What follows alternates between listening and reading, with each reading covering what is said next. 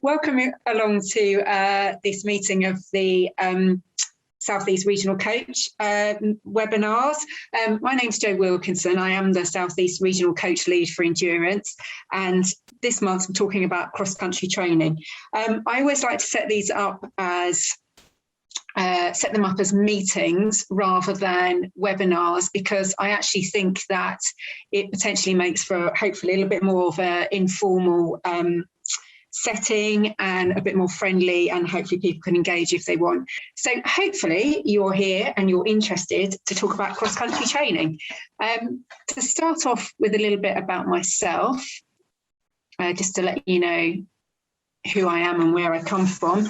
I'm an event group endurance coach. I came from a background of being involved in athletics, actually all the way from childhood at school all the way through to senior level, and actually I still run now, with a few interruptions along that way. As I do say, it wasn't entirely the smoothest path, but certainly a lifetime of involvement in cross-country running, from being, as I say, a school child and going up through the English schools and all the rest of it onto senior level, and perhaps reaching the pinnacle of cross-country running, representing Great Britain in the World Cross-Country Championships.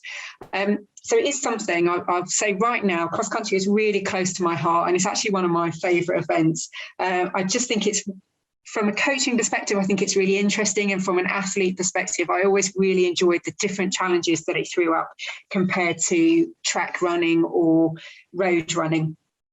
So what I want to do with this webinar is really just talk a little bit around the demands of cross-country. What is it that's different about it? And then actually take that into a practical discussion of actually, well, how can you train to actually get the best from cross-country and to meet those demands most effectively? So really starting there, what is cross-country and what's different about it? There are a number of things. Really starting at the start, cross-country is generally a very big field, a very big field of athletes, and there tends to be quite a mass start. So that in itself presents challenges from the very start of the race, in that sorry, just trying to admit someone, in that often cross-country starts very fast, way above race pace that the rest of the race might be run. So from a coaching perspective, you're often right into your anaerobic energy system right from the start there, building up huge amounts of lactate before you perhaps settle down. And that's because the nature of the mass start means people want to get in a good position, and particularly if the course then becomes quite narrow and overtaking is much more difficult. So certainly the mass start can present certain challenges. It also presents challenges to athletes in terms of confidence as well. It's not uncommon for there to be a bit of elbows out, a bit of pushing and shoving potentially at the start of cross country. And in many ways, that's less regulated than you'd find on the track. Might be more similar to some road races, but definitely you've got to be a very confident runner, physically confident in your space, and hold your own when you're starting the mass start of a cross country. So I think right from the start of the race, it's very different. Then when we look at cross country, the definition of cross country is an off-road course with natural obstacles along the way. And it can obviously involve hills, so both uphills and downhills. They can be of varying lengths and varying different gradients. And again, that's going to present challenges as a coach, both in terms of hill running and also in terms of the physiological demands of running up and downhill, and that you're likely to significantly increase your energy requirements as you power up the hill, and biomechanical challenges around leg strength to get you up the hill and technique to run downhill.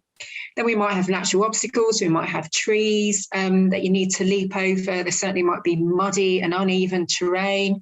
So again, the running action is likely to be quite interrupted, and there's a degree of agility and coordination that's required in cross country that you wouldn't get on the track, and you wouldn't get on road running, where it tends to be much flatter. Then I think as well, it's a long distance event or a longer distance. It might be relative to what you race. So if you are a 5 or a 10,000 metre runner or 5 or 10K runner on the road, or potentially longer marathons, then you might think it's actually a much shorter event. But certainly cross country brings together a whole range of athletes. So we often get 8 and 15 runners, sometimes even 400 metre runners that step up and do a bit of cross country in the winter. So it really can be quite a middle distance in terms of the challenges that it presents to people. But for a lot of athletes, it can be a longer distance.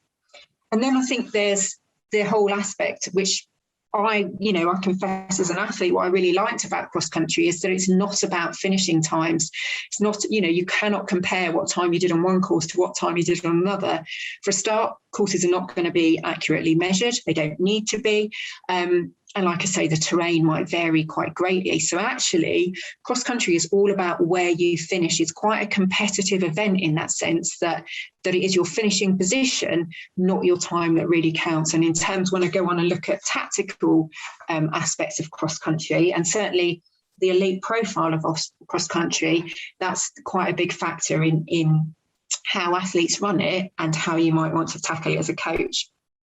So in terms of cross country, it's useful just to touch on distances. I'm not going to go into the whole thing around gender parity between men and women's distances, but at the moment, the World Athletics Association distance are 10K for men and women, and then under 20s men, it's 8K, women, it's 6K, under 18s men, it's 6K, women, it's 4K.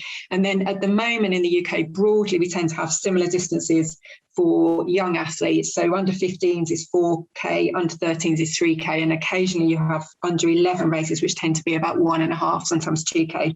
So relative to the age of the athlete, but often quite a bit longer than they might run on the track.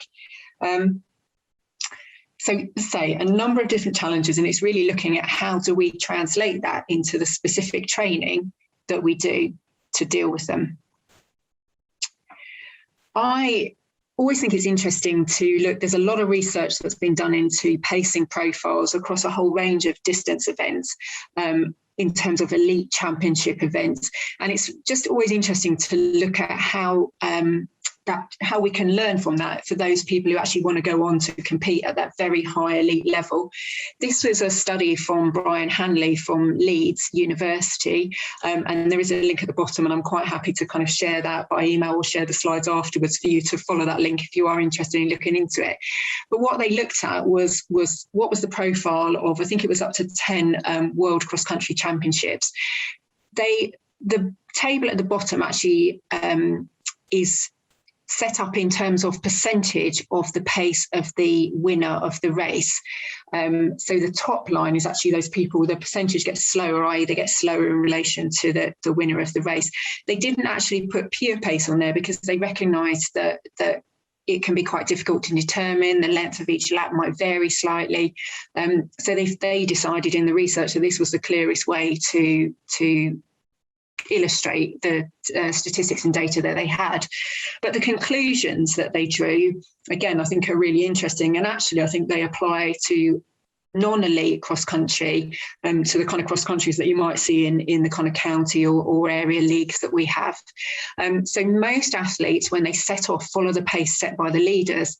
And actually what happens is the pace tends to stay fairly constant, potentially as the race progresses, but actually those slower athletes, the athletes that are going to finish in lower positions, tend to slow down relative to the winner on each lap. So everybody tends to start at a very similar pace, and then people drop away.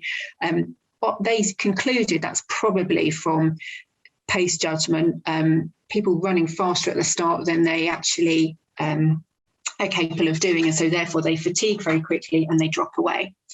What they found was the strategy of medalists was that they run close to the front, but they don't generally often take the lead, but they are close to the front. And it's only very later in the race, usually in the kind of last quarter, that they start to separate from the other people in the race.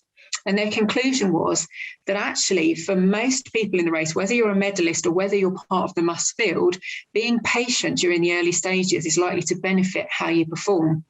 But what's interesting in cross country, which goes back to what I was saying in terms of it's all about finishing positions rather than times, was actually the motivation to continue trying right the way to the end of the race appears to be higher in cross country than it might do in a track race or a road race. So in a track race or road race, you might think, you know, the athlete consciously or kind of subconsciously might think, I'm not on for a good time here. Their motivation falls away and actually they slow down and finish more slowly than they might do. In cross country, they felt that actually the motivation to continue working hard for a lot of athletes continue to be there, even if they fell away from the pace. And they concluded that was to do with the fact that placings were actually important, but also that cross country often tends to be a team competition where we very rarely have team competitions on the road or on the track.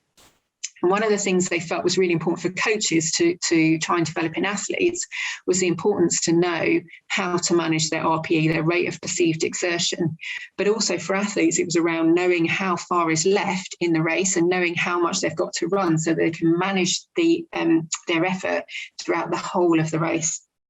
And how it differs for cross country from elite track running is that almost all track races, after you get above 800 metres, are run on negative splits. So actually the pace tends to start, there'll be an early burst at the start as people jostle for position, and then the pace will often be fairly constant. There might be mid-race surges and things, but actually it then dramatically increases as the race goes on.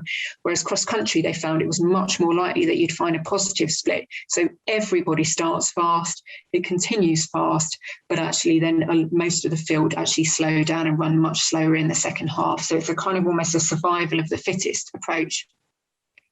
But the other thing that was interesting was that they found that fast finishing pace is absolutely essential at elite level. So the gap between gold and bronze medal positions was less than 10 seconds in most of the races that they looked at. And it was very closely fought until the end of the race. So what you look at also is that world-class athletes and world-class fitness, so Olympic and world champions, tend to also do quite well on cross-country. So fundamentally behind success at cross-country is good fitness. You're more likely to then to be able to translate it into a race performance. You know, the other factors, some runners obviously don't like the terrain, they don't like the change of elevation, they don't like the mud, they don't like the interruption to smooth running style. But that rarely compensates for lack of fitness. Ultimately, the fitter and the fastest runners tend to do quite well at cross country when it comes to the elite level. So in summary, what we need to look at for cross country to perform really well is essentially it's a long distance endurance event. So we're looking at an aerobic base, just the underpinning of aerobic fitness that you need to be able to run that kind of 8 to 12K distance for senior athletes. You also need the ability to change pace during the event. And I say the dynamic use of lactate mid-race. So what you find in cross-country, because you have the changes of elevation, in particular going up the hill, or you might have fast, flat sections, the pace change can change quite dramatically throughout cross-country. And there might be a lot of quite high intensity surges within the race as you come to those sections. Then there's obviously hill running, so what that requires in terms of energy systems, but also what you need in terms of leg strength and general conditioning to be able to run as effectively and as fast as you can up a hill. The uneven and the soft terrain, again, requires conditioning and stability because in particular, you're going to lose elastic energy return because the soft terrain just prevents that from being helping you run. And obviously, as you land on an unstable soft surface, you require greater stability in your core to be able to hold you and hold your legs so that you can take the next step forward.